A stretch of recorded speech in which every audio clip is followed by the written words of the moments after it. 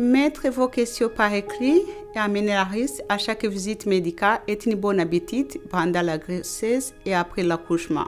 Rappelez-vous que tout le monde a droit au service d'interprète lors des rendez-vous médicaux et que de nombreux hôpitaux et des équipes d'interprètes disponibles en personne ou par téléphone.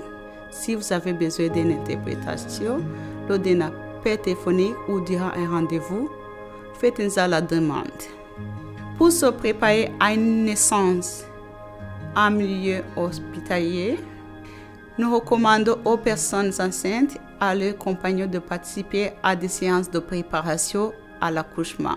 Celles-ci peuvent être offertes en personne, à l'hôpital ou en ligne par vidéo, en temps réel, en transmise depuis l'hôpital ou depuis autre établissement. Pendant ces séances, des infirmières spécialisées dans l'accouchement et la naissance expliquent les signes, les différents paliers et transitions qui surviennent durant l'accouchement. Elles décrivent les positions qui peuvent aider à faire progresser le travail ainsi que les durées qui y sont associées.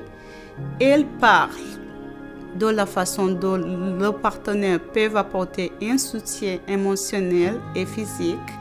Elle présente les différentes solutions pour gérer la douleur, y compris les options médicamenteuses telles que l'anesthésie péridurale, le protoxyde, l'azote et non médicamenteuses telles que la respiration rythmée, les mouvements et les changements de position, les types particuliers de points de compression, le toucher, les massages.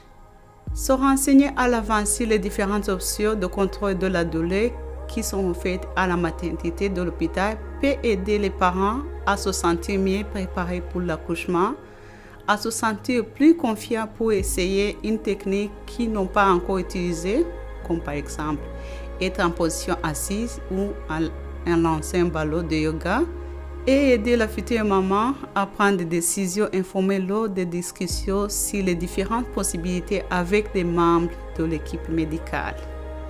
Il est courant de se sentir fatigué et prêt à donner naissance à partir de la 37e semaine. Si une femme enceinte commence à ressentir les premiers signes de travail, il faut qu'elle appelle son médecin, même si c'est au milieu de la nuit ou pendant le week-end, ou qu'elle demande à son partenaire ou un ami de l'accompagner à l'hôpital.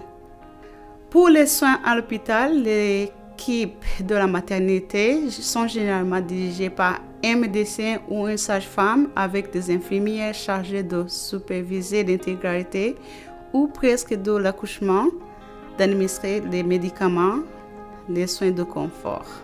Certaines familles appellent les infirmières obstétriques Labor and Delivery les anges sur la terre, étant donné le rôle essentiel qu'elles jouent dans le soutien des patients lors de l'accouchement.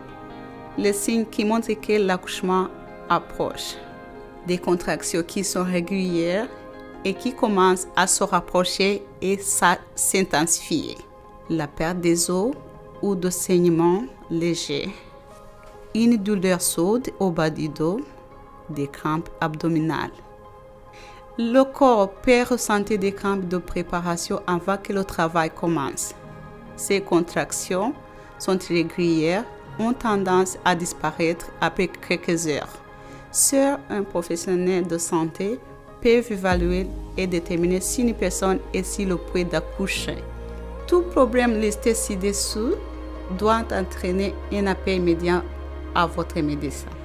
Des saignements, une douleur aiguë intense et qui ne disparaît pas en bougeant. Des contractions qui vont et viennent pendant plus de 10 minutes. Un écoulement de fluide d'un volume inhabituel. La sensation que le bébé ne bouge pas ou ne donne pas de coups de pied. Le maux de tête soudain et violent, différent des maux de tête normal.